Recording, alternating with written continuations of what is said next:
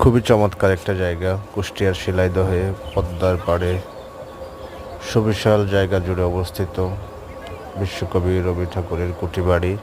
এখানে এসে তিনি তার পৈতৃক জমিদারি দেখাশোনা করতেন। তার কাব্যে, তার গানে, তার সাহিত্যে এই কুষ্টিয়া অঞ্চল, এই কুঠিবাড়ি, এই পদ্মা বারবার এসেছে। আমরা তার অনুষঙ্গ বারবার পাই তার এই কাব্যে, তার সাহিত্যে। অনেক বছরের পুরাতন হলেও এখনও বেশ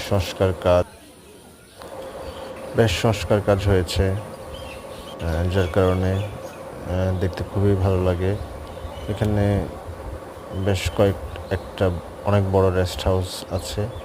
কেউ আসলে রাত্রি যাপন করতে চাইলে সেই সুযোগও আছে। খুব অল্প টাকায় এখানে থাকা যায়। পাশাপাশি একটা বড় লাইব্রেরি করা হয়েছে। লাইব্রেরিতে যদিও বই সংখ্যা খুব বেশি না, তারপরেও লাইব্রেরিটাতে পড়ার